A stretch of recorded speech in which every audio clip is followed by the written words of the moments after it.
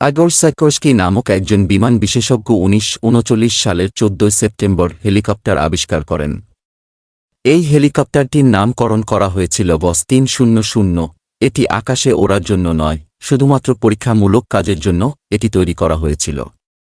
এটি শুধুমাত্র কয়েক মিনিট আকাশে ওড়ানোর মাধ্যমে এটি বোঝানো হয়েছিল যে পরবর্তীকালে মানুষ কিভাবে হেলিকপ্টারের সাহায্যে আকাশে পাড়ি দিতে পারে।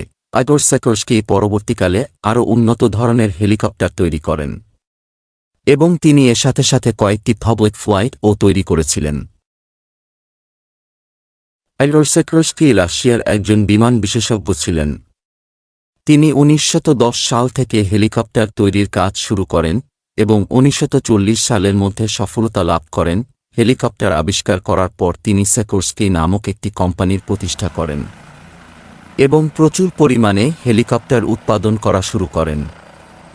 তিনি মার্কিন সেনাবাহিনীর জন্য বিভিন্ন ধরনের হেলিকপ্টার তৈরি করেছিলেন এবং দ্বিতীয় বিশ্বযুদ্ধের সময় মার্কিন সেনাবাহিনী সেই সব হেলিকপ্টারের সাহায্যে বিভিন্ন মানুষের অনুসন্ধান, ত্রাণ এবং উদ্ধার কার্য সম্পন্ন করেন।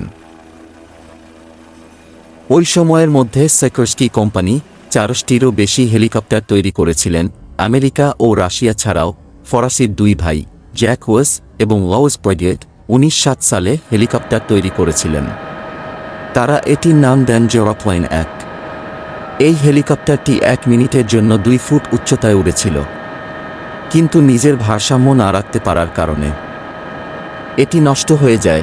এইভাবে আমেরিকা, রাশিয়া এবং ফ্রান্স এর মতো বিভিন্ন উন্নত দেশ হেলিকপ্টার আবিষ্কারের ভাগ নিয়েছে এবং বিভিন্ন সময়ে তারা বিভিন্ন ধরনের হেলিকপ্টার তৈরি করে পুরো পৃথিবীকে উপহার দিয়েছে। ফড়িং এক পতঙ্গ, সরু লম্বা শরীর, মাথা, বুক এবং উদরে বিভক্ত। মাথাটি গোল, এদিক ওদিক ঘোরাতে পারে। খুব সূক্ষ্ম সুর আছে। ফড়িংয়ের উদর অংশ নরম, লম্বা ও নলের মতো। এই নলাকার অংশের শেষ প্রান্তে আড়াআড়িভাবে একটি ছিদ্র থাকে। এর সাহায্যে বর্জনীয় বস্তু দেহ থেকে নির্গত করে।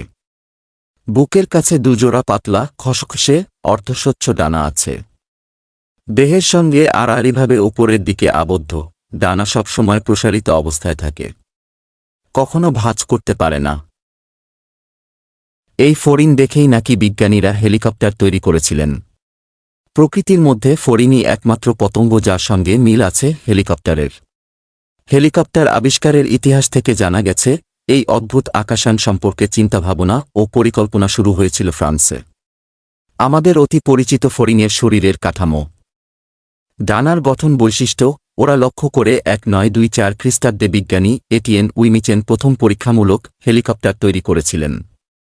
তারপর নানা গবেষণায় হেলিকপ্টারের গঠন কাঠামো, বিশেষ করে প্রোপেলারের ব্যবস্থা, স্বল্প পরিসরে সহজে ওঠান।